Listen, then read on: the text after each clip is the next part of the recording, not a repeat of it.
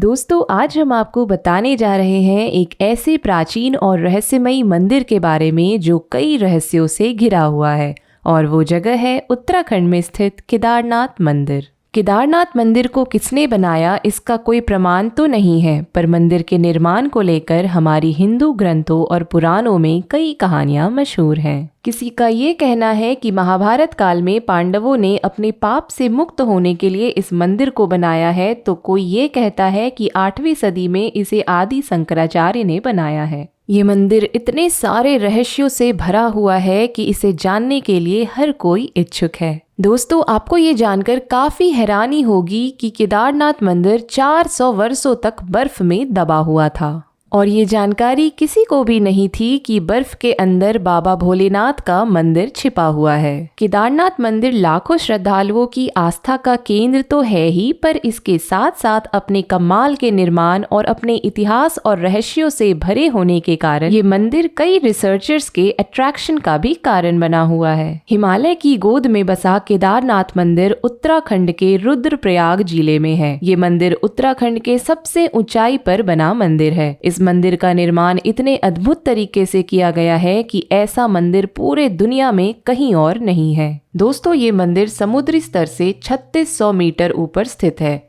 इस मंदिर को देखकर ऐसा लगता है कि इसे इंसानों ने नहीं बल्कि किसी दिव्य शक्ति द्वारा बनाया गया है। पांडवों के बाद कई वर्षों तक ये मंदिर बिल्कुल ज्यों का त्यों रहा, पर ऐसा कहा जाता है कि 8वीं शताब्दी तक मंदिर कई जगहों से टूट रहा था। तब आदि शंकराचार्य ने इसका मरम्मत कराया था और उसके बाद से अब तक ये मंदिर इतनी मजबूती के साथ खड़ा है। दोस्तों हम सोच सकते हैं कि इस मंदिर को आखिर किस तकनीक से बनाया गया था कि इतने सालों के बाद भी ये मंदिर अब तक सही सलामत है। कहा जाता है कि इस मंदिर के पत्थरों को आपस में जोड़ने के लिए इंटरलॉकिंग तकनीक का इस्तेमाल किया गया है। दोस्तों आज के समय में हमें किसी भी इमारत को बनाने के लिए कितनी सारी मशीन्स और एडवांस्ड टेक्निक्स की जरूरत पड़ती है, और वहीं हजारों साल पहले हिमालय के रिमोट लोकेशन में स्थित ये मंदिर तक इतने हजारों टन भारी पत्थरों से ये मंदिर आखिर कैसे बनाया गया होगा। जहाँ इंसानों का चलना तक इतना कठिन माना जाता है, वहाँ इन पत्थरों को कैसे पहुंचाया गया होगा, ये भी एक सोचने वाली बात है। दोस्तों केदारनाथ मंदिर का इतिहास और उसका निर्माण जितना हैरान कर देने वाला है, उससे कई गुना ज्यादा इंटरेस्टिंग है केदारनाथ की यात्रा। दोस्तों केदारनाथ की यात्रा हजारों वर्षों से होती आ रही है।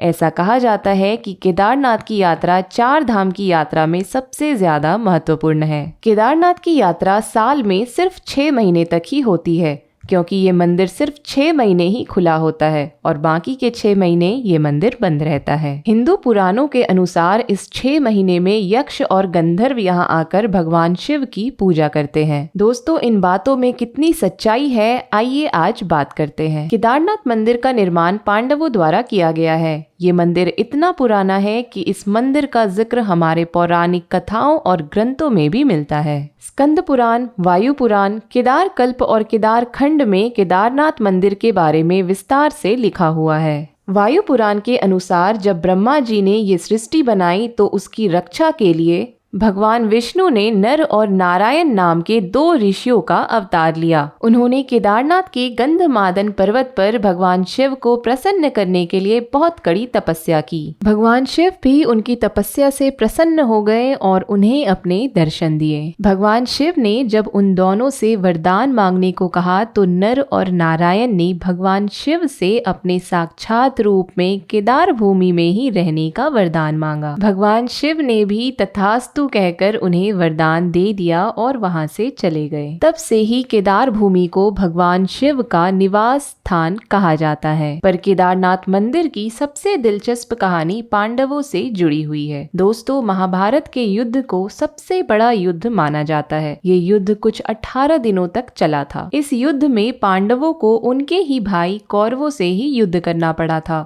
और अंत में पांडवों ने कौरवों पर विजय हासिल की थी। पर विजय प्राप्त करने के लिए पांडवों को दुर्योधन और दूसरे सभी कौरवों को मारना पड़ा। यहाँ तक कि युद्ध जीतने के लिए उन्हें भीष्म पितामह, अपने गुरु द्रोणाचार्य और कई रिश्तेदारों की भी जान लेनी पड़ी थी।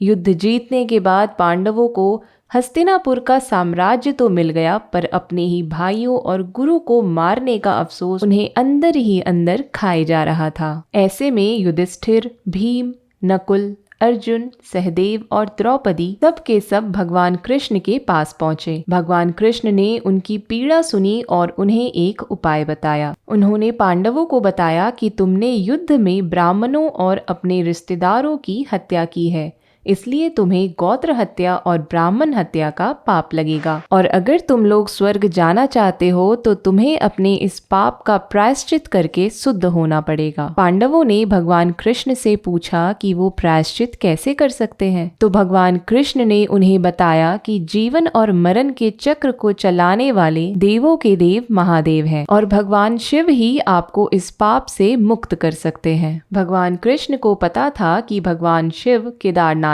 में है, इसलिए उन्होंने पांडवों को केदारनाथ जाकर भगवान शिव का दर्शन करने को कहा। भगवान कृष्ण के कहने पर पांडव और द्रौपदी भगवान शिव की तलाश में हिमालय की गोद में स्थित केदारनाथ की ओर चल पड़े। भगवान शिव की तलाश में पांडव कई दिनों तक हिमालय में भटकते रहे। वो जहाँ भी जा रहे थे उन्हें दूर दूर तक सिर्फ बर्फ ही बर्फ नजर आ रहा था। भटकते भटकते आखिरकार पांडव गुप्त काशी पहुँच गए। वहाँ भगवान शिव और माता पार्वती आराम कर रहे थे। ऐसा कहा जाता है कि अपने ही भाइयों और गुरु की हत्या करने वाले पांडवों से भगवान शिव क्रोधित थे और वो पांडवों को दर्शन नहीं देना चाहते थे। पर माता पार्वती से दर दर भटकते पांडवों और द्रौपदी की ये हालत देखी नहीं गई, इसलिए गुप्त काशी में माता पार्वती ने पांडवों को दर्शन दिए। भगवान शिव के दर्शन के लिए बेचैन हो रहे पांडवों ने माता पार्वती से भगवान शिव का पता पूछा, तो माता पार्वती ने कहा कि मैं आपकी कोई मदद नहीं कर सकती,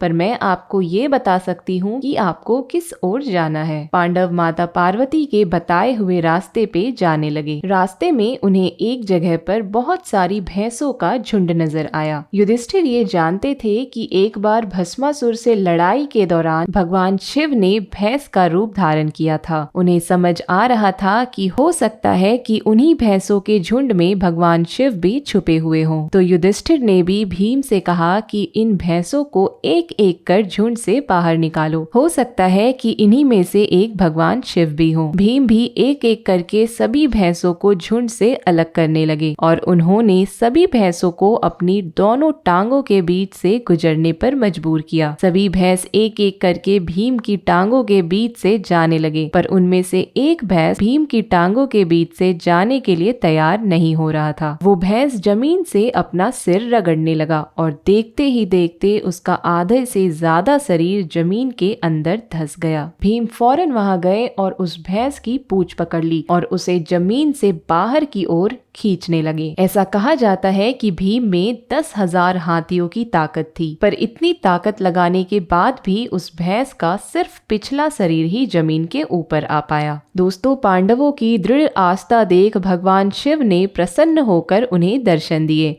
और उन्हें उनके पापों से मुक्त किया। पांडवों के साथ इस घटना के दौरान भैंस रूप धारण किए भगवान शिव का बस पिछला हिस्सा ही जमीन के ऊपर आ सका, इसलिए केदारनाथ मंदिर में आज भी शिव जी की इसी रूप में पूजा होती है। दोस्तों, भगवान शिव के शरीर के बाकी 4 हिस्से अलग अलग जगहों पर निकले थे और भगवान शिव के शरीर के ये भाग जहाँ जहाँ निकले उसे आज पंच केदार कहा जाता है। हिंदू पुराणों के अनुसार भगवान शिव के शरीर का ऊपरी भाग नेपाल के पशुपतिनाथ में निकला था। रुद्रप्रयाग जिले के उखी मठ में भगवान शिव के शरीर का मध्यम भाग निकला था। यहाँ आज भी मध्यमेश्वर शिव की नाभि की पूजा की जाती है। रुद्रप्रयाग के ही चोपता में स्थित तुम्बनाथ में भगवान शिव की भुजाओं की पूजा की जाती है। भगवान शिव के मुख की पूजा रुद्रनाथ में की जाती है और उनके जटा की पूजा कपिलेश्वर में की जाती है। दोस्तों, ऐसा कहते हैं कि पांडवों ने ही केदारनाथ में रहकर केदारनाथ मंदिर को बनाया ताकि वे पूजा अर्चना करते हुए अपना समय व्यतीत कर सके।